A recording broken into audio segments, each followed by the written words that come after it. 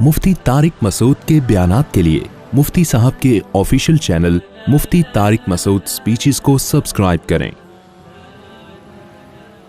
एक सवाल करने वाले ने सवाल पूछा बिअज़ाबि वाक़िअ, उस अज़ाब के बारे में जो वाक़ हो के रहेगा। नबी सल्लल्लाहु अलैहि वसल्लम जब ये बताते कि ये दुनिया ख़त्म होगी, ये तो सब मानते हैं दुनिया ख़त्म होगी, लेकिन इसके बाद तुम्हें अल्लाह के सामने हिसाब व किताब भी देना है। अगर बुरा करोगे तो उसका अज़ाब आएगा, अच्छा करोगे तो उसका अच्छा बदला मिलेगा।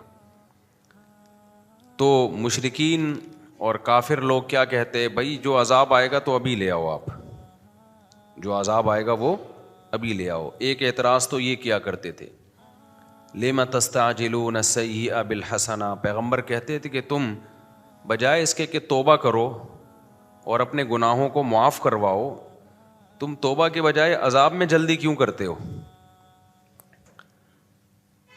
एक उनका मुतालबा ये होता था कि भाई अभी आ जाए ना अज़ाब। तो नबी सल्लल्लाहु अलैहि वसल्लम जब ये बताते कि एक टाइम है, मुतय्यन है, क़यामत एक वक्त पे आएगी, वो तुम्हारी मर्ज़ी पे नहीं आएगी, तो अगला उनका सवाल होता था फिर वो कब आएगी, उसका टाइम बताएं आप हमें। देखो कुछ चीज़ें ऐसी होती हैं जिनका दलील से कोई ताल्लुक़ नहीं होता, दलील से कोई ताल्लुक़ नहीं होता।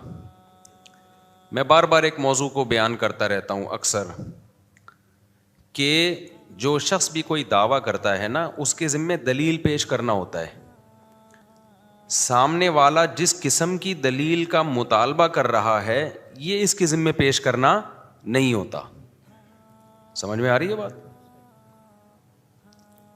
दलील किसे कहते हैं? किसी शय का ऐसा होना कि उसके तसव्वुर से किसी दूसरी चीज़ का तसव्वुर लाजिम आए, इसको दलील कहते हैं। मिसाल के तौर पर आपको धूप नज़र आ रही है, आप जब धूप का तसव्वुर करेंगे लाजमी तौर पर सूरज का तसव्वुर आएगा कि नहीं आएगा। ये हो सकता है कि धूप का तसव्वुर आ रहा हो और आप सूरज की नफ़ी कर रहे हो, अबे क्यों इको कर दिया, पहले ठीक था यार। तो ये हो सकता है? नहीं हो सकता ना। तो हम कहेंगे ये धूप दलील है इस बात की कि सूरज मौजूद है। अगला कहता है कि नहीं, कोई और दलील दे भाई, मैं ये वाली दलील नहीं मानूंगा, कोई और दलील दे। चार आदमी गवाही दें कि सूरज मौजूद है तो मैं मान लूंगा, और चार भी गफ़ार, सत्तार, वसीम और कलीम होने चाहिए। वो गफ़ार, सत्तार, वसीम, कलीम इसके अपने मामे हैं, चाचे हैं, वो दे ही नहीं रहे, वो बयान ही नहीं दे रहे। तो अगला कह रहा है कि नहीं जी, ये चारों जब तक गवाही नहीं देंगे ना, मैं नहीं मानूंगा कि सूरज निकला हुआ है। तो जो बेवकूफ़ लोग हैं ना, वो आप पे दबाव डालेंगे, बोलेंगे तू इन चार से निकलवा ले, ज़बान से,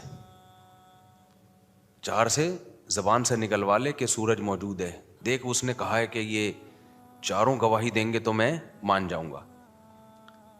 अगर आप बेवकूफ़ होगे तो चारों से ज़बान से निकलवाने की फ़िक्र में लग जाओगे, आप टाइम ज़ाया करने लग जाओगे। अक्लमंद होगे तो आप बोलोगे भाई ये देख ले धूप है, ये वाली लाइट और ये इस तरह की धूप, ये बत्तियों की, ये बल्ब की नहीं होती। मानना है मान, वरना पतली गली से निकल।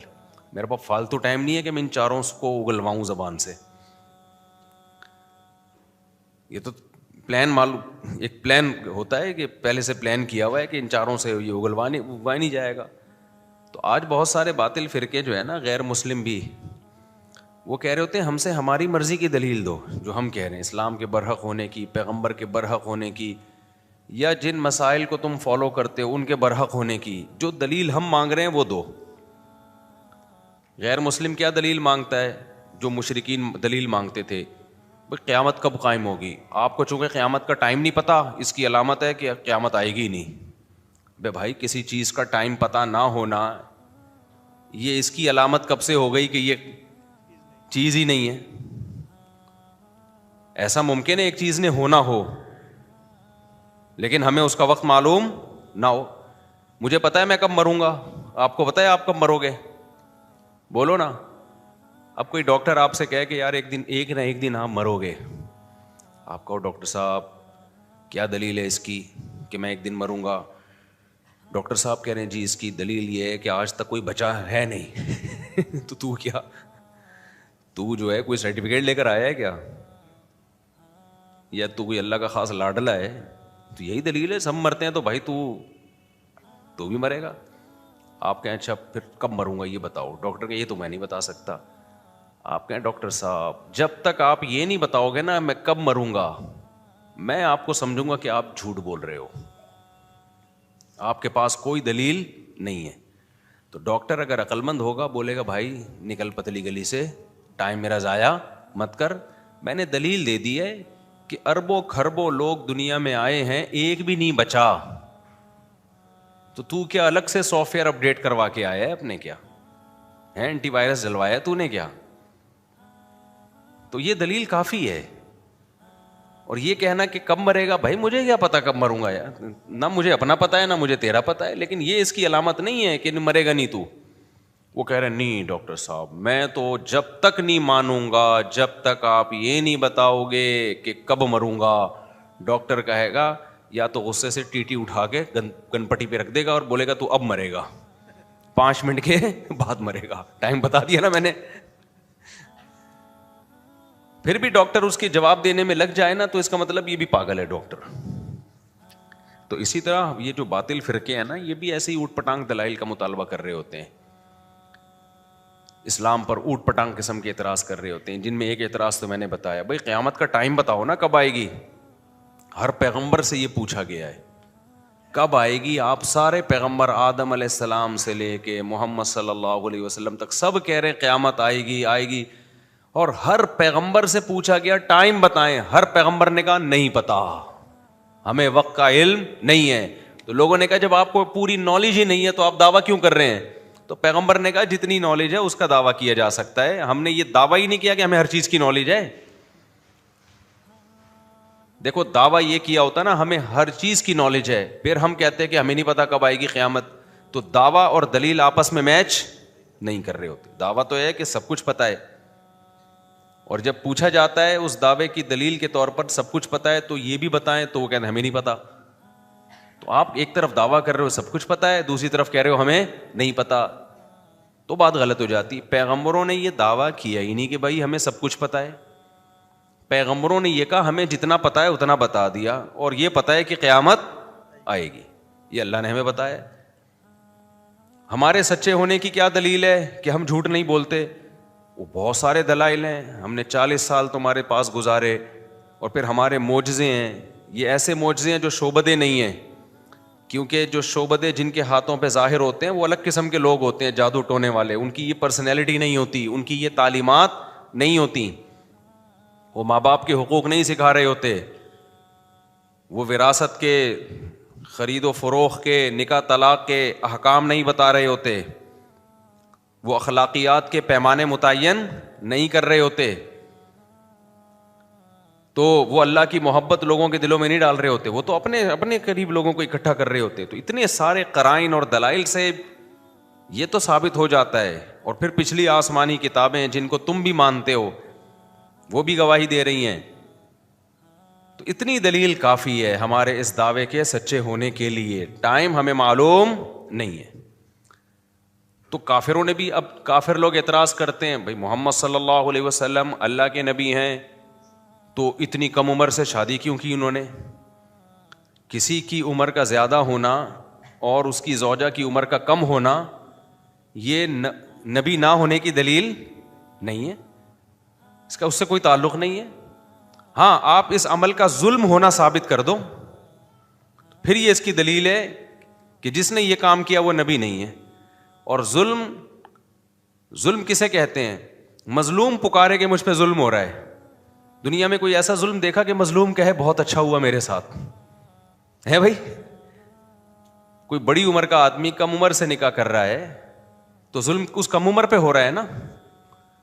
تو حضرت عائشہ سے نبی نے نکاح کیا، امی عائشہ کی عمر 9 سال، نبی کی عمر 49-50 سال. تو معاذ اللہ یہ ظلم کس پہ ہوا؟ امی عائشہ پہ. وہ بولتی کہ غلط ہو گیا میرے ساتھ، میرے ابا نے غلط کیا. اس وقت بچی تھیں، بعد میں بول دیتی. ہم سیرت اٹھا کے دیکھتے ہیں جن حدیث کی کتابوں میں یہ لکھا ہے کہ 9 سال کی بچی سے نکاح ہوا، لڑکی سے نکاح ہوا، انہی کتابوں میں جو حضرت عائشہ کے حالات لکھے ہیں، ایسی میاں بیوی میں محبت کی مثال اس کائنات میں ملتی نہیں ہے. تو پیغمبر سے ظلم کا صدور یہ ممکن نہیں ہے، لیکن ظلم کی ڈیفینیشن وہ نہیں ہے جو آپ کہیں اور ہم پہن لیں. ظلم کی ڈیفینیشن وہ ہے جو ساری دنیا میں متفقن علیہ ہے، جن میں سب سے پہلی شرط یہ کہ مظلوم کہے مجھ پر ظلم ہو رہا ہے، مظلوم کو اس پہ اعتراض ہو. جب مظلوم خوش ہے اس کا مطلب یہ مظلوم. دیکھو اس کی ایک مثال دوں، کھلاڑیوں کے بلے کروڑوں روپے میں بکتے ہیں، کیا خیال ہے بھائی؟ یہ جاوید میاں داد کا بلہ ہے، اس نے آخری بال پہ چھکا مارا تھا نا ایک دفعہ شارجہ میں، ہم چھوٹے تھے اس وقت. آخری بال پہ کیا مارا تھا؟ چھکا. وہ بلہ پتہ نہیں کروڑوں میں بکا ہے میرا خیال ہے. اب ایک آدمی جس کو جاوید میاں داد سے کوئی عقیدت نہیں، چھکے چوکوں سے کوئی دلچسپی نہیں ہے، اس کو کرکٹ سے بھی میرے جیسا آدمی کو کوئی دلچسپی نہیں ہے، تو وہ ایک شخص نے کروڑ روپے کا بلہ خریدا اور فریم میں گھر میں لگا دیا کہ وہ بلہ ہے، وہ بیٹ ہے جس سے شارجہ جو کپ تھا اس میں آخری بال پہ کیا لگا تھا بھائی؟ چھکا مارا تھا. تو 1 کروڑ کا میں نے خریدا ہے. میں آ گیا جی، میں نے بیان کیا، میں نے کہا جاوید میاں داد سے بڑا ظالم اس کائنات میں کوئی نہیں ہے. 50 روپے کا بلہ 1 کروڑ میں پہنا دیا ایک آدمی کو. صحیح ہے نا؟ 50 روپے کا بلہ کتنے میں پہنا دیا؟ 1 کروڑ میں پہنا دیا. لکڑی ہی ہے تو ہے، اس میں زیادہ سے زیادہ اچھی کوالٹی والی لکڑی ہوگی. 500 کا بلہ ہوگا، 1000 کا بلہ ہوگا، 10,000 کا بلہ ہوگا. 1 کروڑ کا 2 کروڑ کا تو کچھ بنتا ہی نہیں ہے. اور میں دلیل یہ دے رہا ہوں کہ بھائی یہ 1 کروڑ کا بلہ جاوید میاں داد نے بیچ دیا، یہ ظلم کیا اس مظلوم کے اوپر، اس بندے کے اوپر، اتنی سی چیز کو اتنا مہنگا کر کے بیچ دیا. دلیل میں یہ دے رہا ہوں کہ آج تک بلے اللہ بلے اس قیمت پہ کبھی بکے نہیں ہیں. یہ تو میاں داد کے بلے کی وجہ سے میاں داد کی بلے بلے ہو گئی ہے.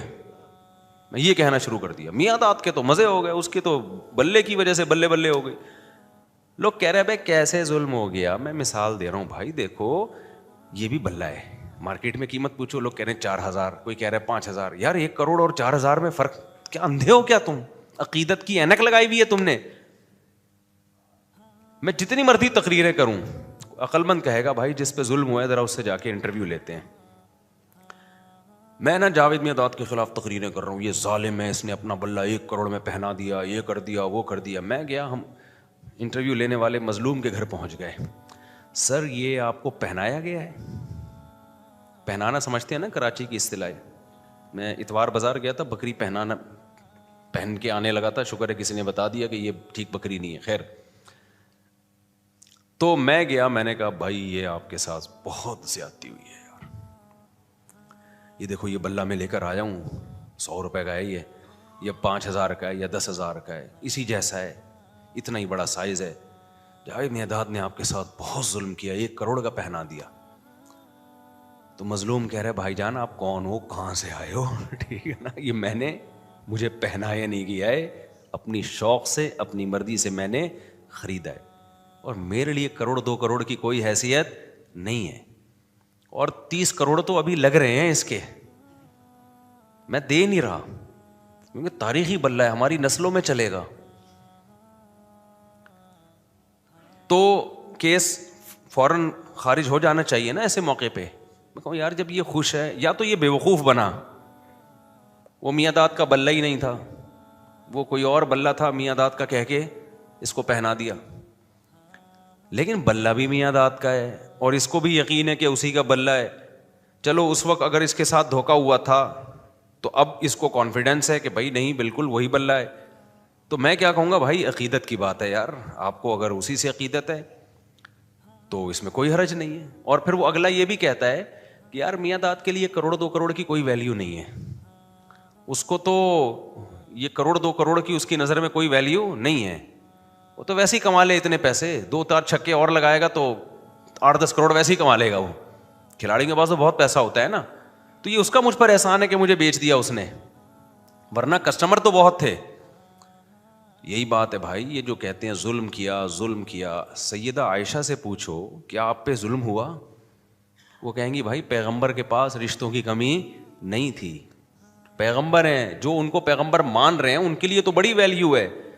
جیسے جو کرکٹ کو کرکٹ مانتا ہے اور اس میں دلچسپی لیتا ہے, اس کے لیے تو 1 کروڑ بھی سستے ہیں. میرے جیسے کے لیے 50 روپے میں بھی اس کی کوئی ویلیو نہیں ہے, میرے جیسے کے لیے نہیں ہے. تو جو پیغمبر کو پیغمبر مانتے ہیں, امی عائشہ تو مانتی تھی یہ اللہ کے پیغمبر ہیں, ابو بکر تو مانتے تھے یہ اللہ کے پیغمبر ہیں, ان کے لیے تو بھائی پیغمبر کا احسان ہے کہ امی عائشہ سے نکاح کیا انہوں نے. آپ کے لیے رشتوں کی کمی بولو نہیں تھی, آپ کے لیے کون سی کمی تھی رشتوں کی, یہ تو ان کا نبی کا احسان ہے. لیکن جو پیغمبر کو پیغمبر نہیں مانتے وہ بولتے رہیں گے ظلم ہو گیا, یہ ہو گیا, فلانا ہو گیا, ڈمکانا ہو گیا. تو بھائی آپ جس سب سے دنیا میں ایک اصول ہے کہ جس پہ ظلم ہوتا ہے وہ مظلوم مانے کہ مجھ پہ ظلم ہوا ہے. اگر مظلوم ہی نہ مان رہا ہو, وہی کیس کرنے کے لیے تیار نہ ہو, تو دنیا کی کوئی کورٹ بھی اس کیس کو لینے کے لیے تیار نہیں ہوتی. آپ عدالت چلے گئے, آپ نے وکیل ہائر کیا, کیس کیا کہ وسیم نے غفار کے 1 کروڑ روپے چرائے ہیں.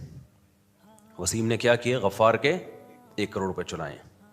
عدالت بلائے گی آپ کو, آپ وسیم ہیں کہ نہیں؟ میں وسیم تو نہیں ہوں. آپ اس کے ماموں ہو؟ نہیں بھائی میں اس کا ماموں بھی نہیں ہوں. تو وسیم نے آپ کو نمائندہ بنایا ہے؟ نہیں بھائی نمائندہ نہیں بنایا. وسیم تو وہ دوسرے محلے میں رہتا ہے, میں اس محلے میں رہتا ہوں. عدالت کہے گی تو جس کے چرائے ہیں وہ آئے نا. کیا خیال ہے بھائی؟ اب آپ گئے وسیم کے پاس, نہیں سوری غفار کے چرائے تھے نا, کس کے چرائے تھے؟ غفار کے چرائے تھے. آپ غفار کے پاس گئے, یار تمہارے پیسے وسیم نے چرائے ہیں, میں کورٹ میں کیس کر رہا ہوں, کورٹ کیس کو نکال رہی ہے, بولی غفار خود آئے نا.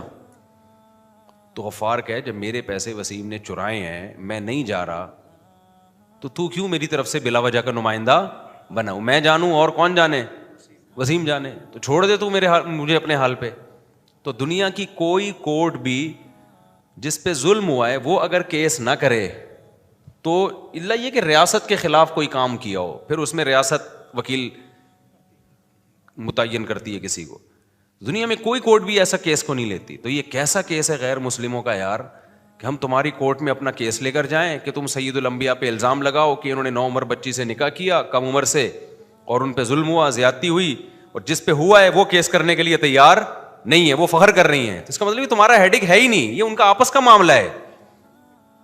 یہاں یہ مسئلہ بھی حل ہو گیا کہ لوگ آج کل بہت اعتراض کرتے ہیں, اتنی بڑی عمر کے آدمی نے اتنی چھوٹی لڑکی سے شادی کی, بہت آ رہا ہے آج کل نا. تو وہی کر لی, وہ جانے, وہ آپس کے ان کا معاملہ ہے یار, تمہیں کیا تکلیف ہو رہی ہے؟ بیوقوف بنا کے کیے پھر غلط کیا, اگر بیوقوف نہیں بنائے تو وہ جانے, تم دعا کرو اللہ سیٹر ویٹر بنا دے تمہارا بھی. کوئی کیا خیال ہے بھائی اس میں؟ کوئی جل گیا, کسی نے دعا دی, لکھا ہوتا ہے نا رکشے کے پیچھے, رکشوں کے پیچھے جو لکھا ہوتا ہے غور سے پڑھا کریں, بڑی بڑی خاندانی باتیں لکھی ہوتی ہیں ٹرکوں کے پیچھے اور رکشوں کے پیچھے. وہ باتیں جو جاوید چودھری سے آپ نہیں سنو گے ٹرک کے پیچھے مل جائے گی آپ کو, جو مبشر لقمان اور حسن نثار اور ایسے ایسے صحافیوں سے آپ نہیں سنو گے, وہ آپ کو ٹرک کے پیچھے لکھی ہوئی مل جائیں گی. بڑی موٹیویشن ملتی ہے ان باتوں سے, سمجھ رہے ہو نا. کوئی جل گیا, کسی نے دعا دی, تو دعا دینے والا جلتا نہیں ہے اور برکت ہو جاتی ہے, جلنے والے کیا ہوتے ہیں؟ سوکھتے چلے جاتے ہیں. آپ نماز کے بعد